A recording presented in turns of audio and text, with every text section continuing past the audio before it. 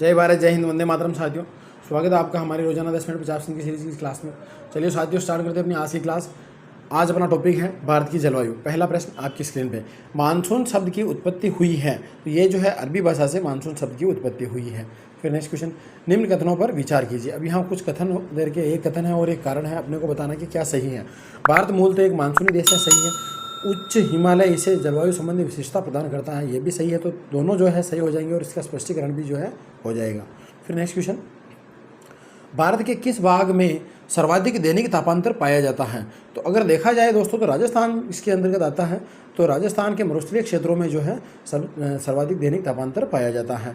तमिलनाडु में मानसून के सामान्य महीने कौन से हैं। तो नवंबर और दिसंबर जो है तमिलनाडु के अंतर्गत मानसून के सामान्य महीने होते हैं। भारतीय मानसून मौसमी विस्थापन से इंगित है, जिसका कारण है तो ये स्थल व समुद्र का विभेदी तापन जो है यही इसका कारण है। निम्नलिखित कथनों पर विचार कीजिए और सही बताना है कि कौन सा सही है या गलत है। दक्षिणी भारत से उत्तरी भारत की ओर मानसून की अवधि घटती है, सही है। उत्तरी भारत के मैदानों में वार्षिक वर्षा की मात्रा पूर्व से पश्चिम की ओर घटती है, ये भी सही। तो दोनों सही हो जाएंगे, एक और दो दोनों सही हैं। भारत के उत्तरी मैदानों में शीतकाल में वर्षा होती है। तो उत्तरी मैदानों के अंतर्गत जो है पश्चिमी विक्षोभों से वर्षा होती है। फिर नेक्स्ट क्वेश्चन, निम्न में से भारत के किन क्षेत्रों में 200 मिलीमीटर वर्षा होती है। तो जम्मू कश्मीर आ जाएगा इसके अंतर्गत। फिर नेक्स्ट क्वेश्चन, आम्र वर्षा है मतलब मैंगो शावर किसे कहते हैं। तो ये बिहार और बंगाल के अंतर्गत जो मार्च और अप्रैल में वर्षा होती है उसी को हम मैंगो शावर कहते हैं। भारत में वर्षा का आधिक्य होते हुए भी यह देश प्यासी धरती समझा जाता है, इसका कारण है। इसका कारण तो देखिए दोस्तों, वर्षा के पानी का तेज़ी से बह जाना ये भी है। वर्षा का पानी शीघ्रता से भाप बनकर उड़ जाना ये भी है। वर्षा का कुल थोड़े ही महीनों में जोर होना ये भी है। तो सभी सही हो जाएंगे, इनमें से सभी सही हैं। नीचे स्थानों के युग्म दिए गए हैं, उनमें कौन सा ऐसा युग्म है जिसके दोनों नगर लगभग समान अक्षांश पर अवस्थित हैं, फिर भी उनकी वार्षिक वर्षा की कुल मात्रा में अंतर सर्वाधिक सुस्पष्ट हैं। तो देखा जाए अगर दोस्तों तो अजमेर और शिलोंग आ जाएगा, ऑप्शन नंबर बी। निम्न कथनों पर विचार कीजिए। एक कथन और एक कारण दे रखा है, अपने को बताना है कि कौन सा सही है या गलत है और स्पष्टीकरण भी इनका जो है या नहीं है। भारत की जलवायु उष्णकटिबंधीय मानसून की तरह है, सही है। और भारत उष्णकटिबंधीय अक्षांशों के बीच अवस्थित है, ये गलत हो जाएगा। तो ए सही है, आर गलत है।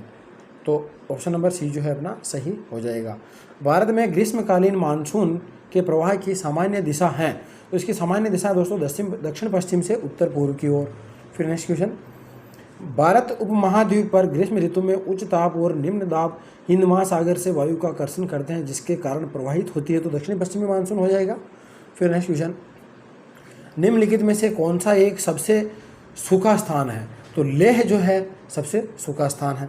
भारत में मानसून प्रकार की जलवायु के लिए निम्नलिखित में से कौन से मुख्य घटक उत्तरदायी है। वो कौन से घटक हैं जो इसके लिए उत्तरदायी है। तो देखिए, अवस्थिति ये तो है, उष्मीय विपर्यास ये भी है, उपरीतन वायु परिसंचरण ये भी है, और हिमालय पर्वत श्रृंखला ये भी है। तो सभी हो जाएंगे, ऑप्शन नंबर बी अपना सही हो जाएगा। भारत के पश्चिमी तटों में ग्रीष्म में अति उच्च वर्षा मुख्यतः किसके कारण होती है। सॉरी, ये जो है दोस्तों होती है उष्णकटिबंधीय अवस्थिति के कारण। फिर नेक्स्ट क्वेश्चन, निम्न में से किस राज्य में प्रत्यावर्ती मानसून का अधिक प्रभाव होता है। तो ये होता है दोस्तों तमिलनाडु के अंतर्गत। फिर नेक्स्ट क्वेश्चन, तमिलनाडु में शरदकालीन वर्षा अधिकांशतः जिन कारणों से होती है वे हैं। तो उत्तर पूर्वी मानसून हो जाएगा इसमें। फिर नेक्स्ट क्वेश्चन, निम्न कथनों पर विचार कीजिए। यहाँ एक कथन और एक कारण दे रखा है, अपने को इनको देख के बताना है। तो देखिए, प्रतिचक्रवाती स्थितियाँ शीत ऋतु में तब बनती हैं जब वायुमंडलीय दाब उच्च होता है और वायुताप निम्न होता है, सही है।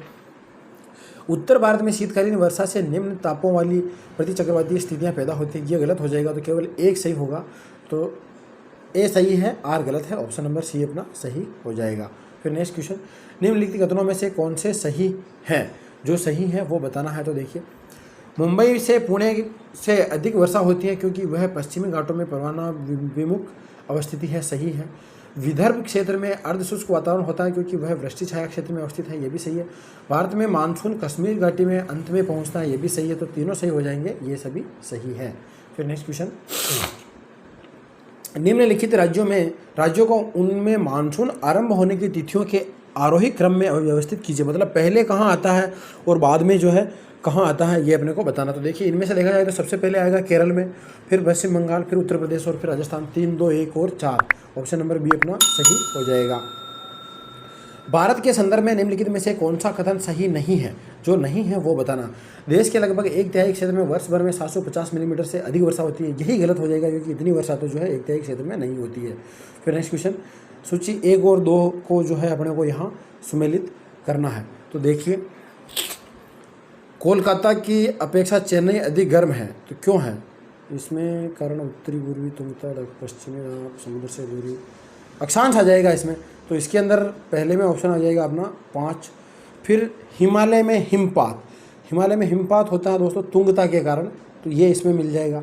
फिर आता है अपने पश्चिमी बंगाल से पंजाब की ओर आते आते वर्षा कम हो जाती है, तो ये समुद्र से दूरी के कारण होता है, ठीक है। फिर नेक्स्ट है सतलज गंगा मैदान में शीतकाल में वर्षा होती है, तो ये पश्चिमी दबाव के कारण होती है, तो ये 3 से मिल जाएगा। फिर नेक्स्ट क्वेश्चन, भारत के अर्धशुष्क क्षेत्रों जल ढाल विकास का प्रमाणिक चिन्ह है। तो देखिए, इनमें अगर देखा जाए तो बड़े पैमाने पर ढालों की स्थापना, मृदा गहरे नलकूपों की, मौसमी नदियों, तो ये हो जाएगा ऑप्शन नंबर डी, मौसमी नदियों से जल का तटबंदी करके जलाशयों के तंत्र की स्थापना करना। फिर नेक्स्ट क्वेश्चन, निम्न कथनों पर विचार कीजिए। अब यहाँ कथन और कारण दे रखे हैं, अपने को बताना कि क्या सही या गलत है। भारत में अंतर्देशीय जल मार्गों का पर्याप्त विकास नहीं हुआ, सही है। भारत के अधिकतर भागों में वर्षा साल के 4 महीनों में ही होती है, ये इसका स्पष्टीकरण भी कर रहा है, तो ए सही है और आर इसका जो है स्पष्टीकरण कर रहा है, ऑप्शन नंबर ए सही हो जाएगा। फिर नेक्स्ट क्वेश्चन, भारतीय मानसून का पूर्वानुमान करते समय कभी कभी समाचारों में उल्लिखित इंडियन ओशन डाइपोल के संदर्भ में निम्नलिखित कथनों में कौन से सही है? जो सही है वो बताना। तो आईओटी परिघटना उष्णकटिबंधीय पश्चिमी हिंद महासागर एवं उष्णकटिबंधीय पूर्वी प्रशांत महासागर के बीच सागर पृष्ठ तापमान के अंतर से विशेषित होती है, ये तो गलत हो जाएगा। और फिर आईओटी परिघटना मानसून पर एल नीनो के असर को प्रभावित कर सकती हैं, ये तो सही है। फिर तो केवल 2 सही हो जाएगा, ऑप्शन नंबर बी जो है अपना सही हो जाएगा। मानसून का निवर्तन इंगित होता है, तो ये किससे इंगित होता है ये बताना। तो देखिए, साफ आकाश से, ये तो सही है।